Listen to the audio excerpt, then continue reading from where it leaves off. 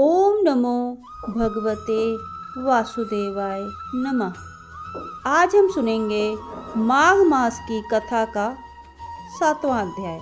तो चलिए शुरू करते हैं। चित्रगुप्त ने उन दोनों के कर्मों की आलोचना करते दूतों से कहा कि बड़े भाई कुंडल को घोर नरक में डालो और दूसरे भाई विकुंडल को स्वर्ग में ले जाओ जहाँ उत्तम भोग है।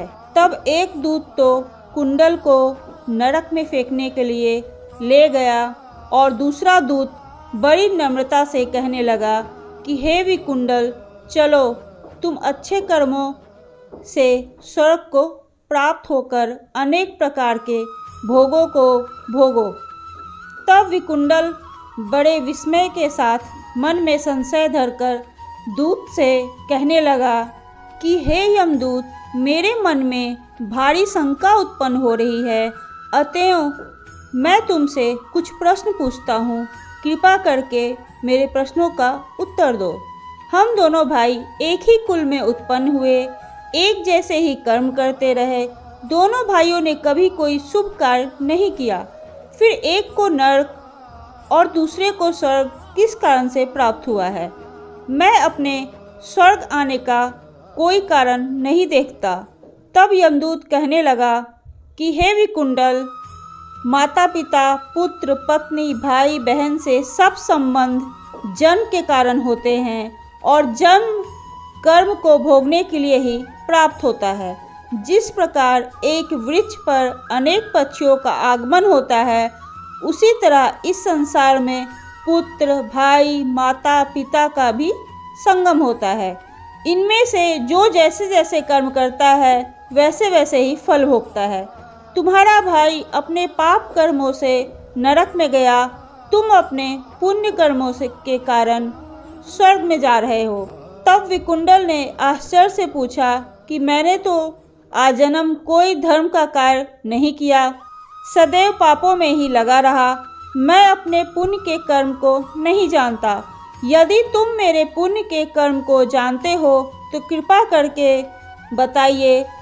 तब यमदूत कहने लगा कि मैं सब प्राणियों को भली भांति जानता हूँ, तुम नहीं जानते।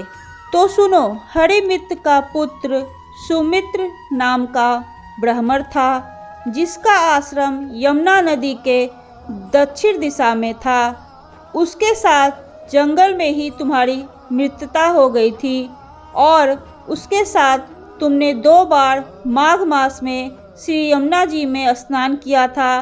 पहली बार स्नान करने से तुम्हारे सब पाप नष्ट हो गए और दूसरी बार स्नान करने से तुमको स्वर्ग की प्राप्ति हुई है।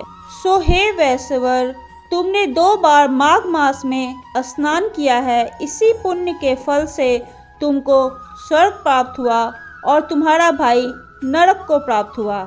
दत्तात्रेय जी कहने लगे कि इस प्रकार वह भाई के दुखों से अति दुखित होकर नम्रतापूर्वक मीठे वचनों से दूतों से कहने लगा कि हे दूतों, सज्जन पुरुषों के साथ 7 पग चलने से मित्रता हो जाती है और यह कल्याणकारी होती है।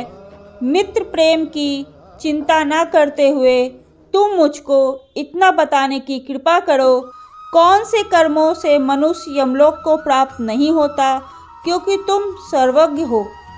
तो यह था माघ मास की कथा का 7वां अध्याय। आगे हम इसका 8वां अध्याय भी सुनेंगे। ओम नमो भगवते वासुदेवाय नमः। अगर आपको ये कथा पसंद आई है तो प्लीज़ कमेंट करके मुझे ज़रूर बताइए और मेरे चैनल को लाइक कीजिए, सब्सक्राइब कीजिए।